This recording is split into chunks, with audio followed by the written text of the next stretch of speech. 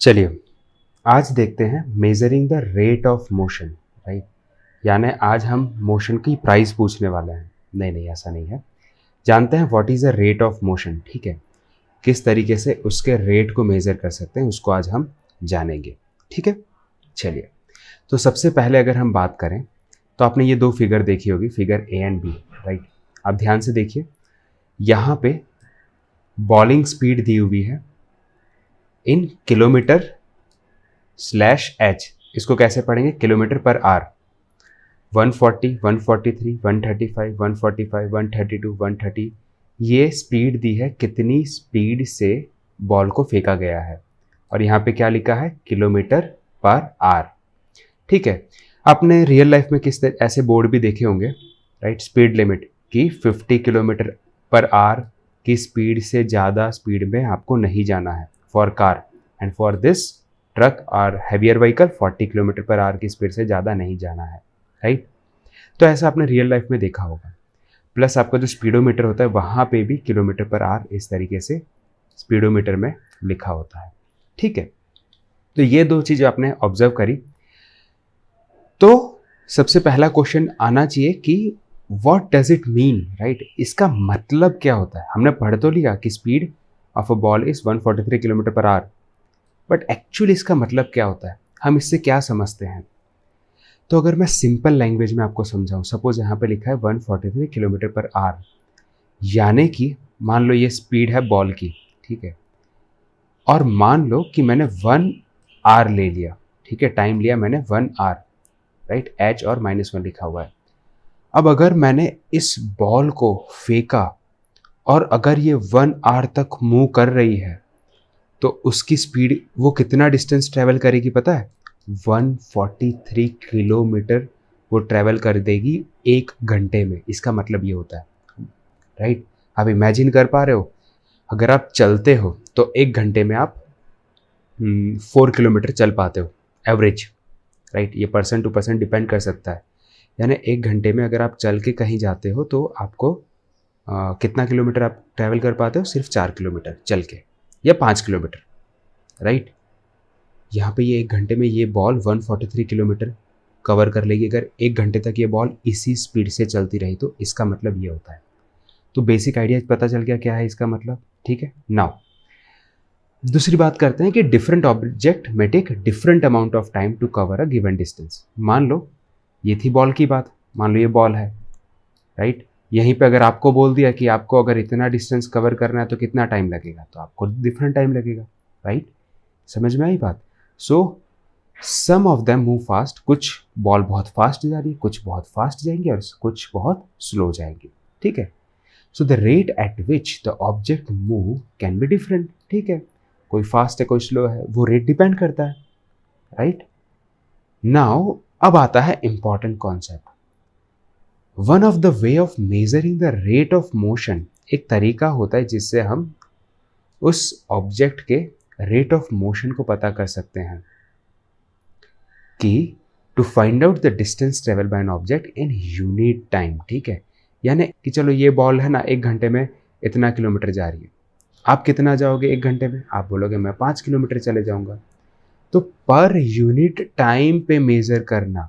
Right, एक तरीका हो सकता है, आप कह सकते हो कि 1 किलोमीटर ट्रैवल करने के लिए इसको 2 घंटे लगे, 1 किलोमीटर ट्रैवल करने के लिए इसको 5 मिनट लगे। ये एक तरीका हो सकता है। पर हमने क्या किया कि नहीं, हम डिस्टेंस को कांस्टेंट नहीं रखते, हम टाइम को कांस्टेंट कर देते हैं।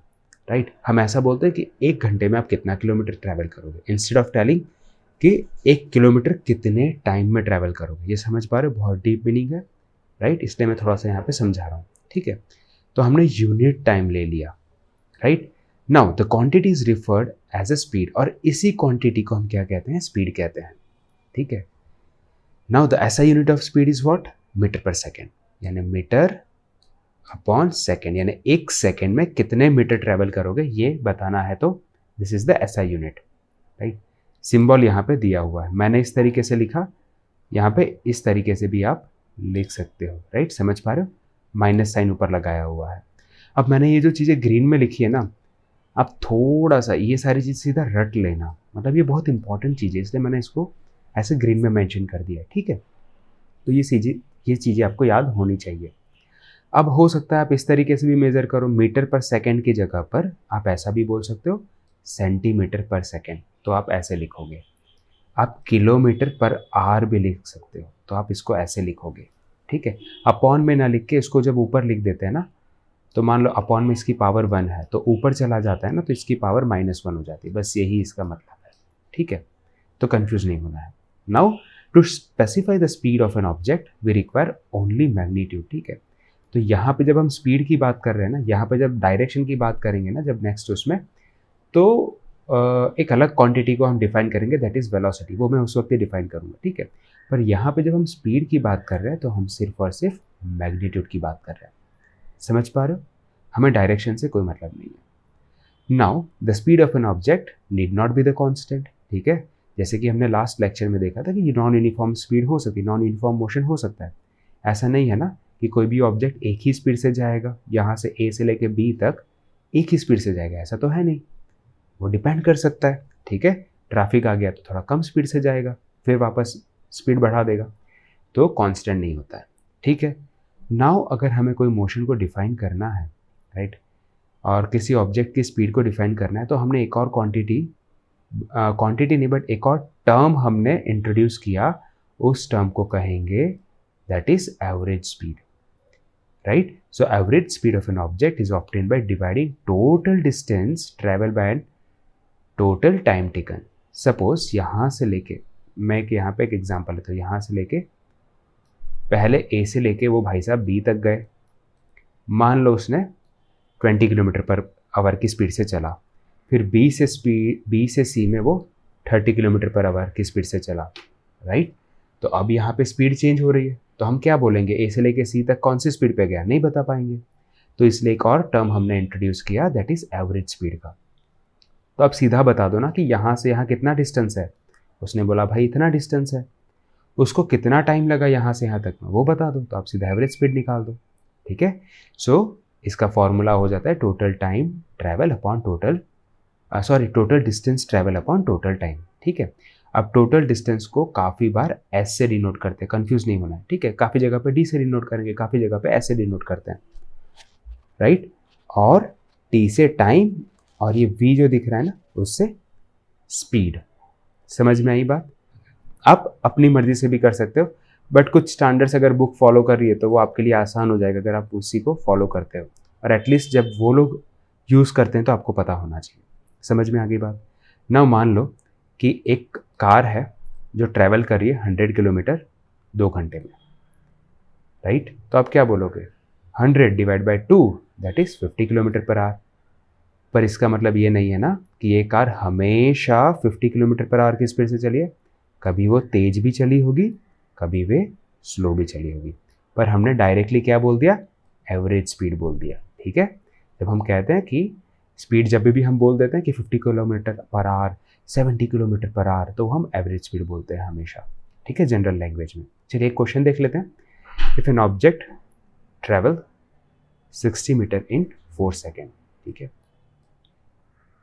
सपोज यहाँ पे, और मैं मान लेता हूँ ये 16 मीटर है ए पॉइंट से B point, it is taking 4 second. B से सी अगेन कितना है, अगेन अनदर 16 मीटर, ठीक है, 16 मीटर इन 2 सेकेंड। अब भाई साहब ने थोड़ा सा स्पीड बढ़ा दी होगी तो 2 ही सेकेंड लगा उनको। समझ पा रहे हो? यहाँ से यहाँ पहुँचने में, जबकि टाइम तो सेम था, डिस्टेंस तो सेम था, बट थोड़ी सी स्पीड बढ़ा दी होगी तो 2 सेकेंड लगा। अब हमें क्या कैलकुलेट करना है, एवरेज स्पीड। फॉर्मूला क्या है, टोटल डिस्टेंस। टोटल डिस्टेंस कितना हो जाएगा, 32 हो जाएगा। टोटल टाइम कितना है, 4 + 2 दैट इज 6 हो जाएगा। डिवाइड कर दो, राइट। जैसे आप डिवाइड करोगे आपको आंसर मिलेगा 5.33। यूनिट लिखना मत भूलना, एग्जाम में बहुत इंपॉर्टेंट होता है, ठीक है।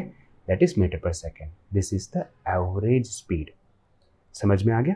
ठीक है, नेक्स्ट क्लास में हम देख लेंगे speed with direction, that is velocity, ठीक है। चलिए, थैंक यू सो मच।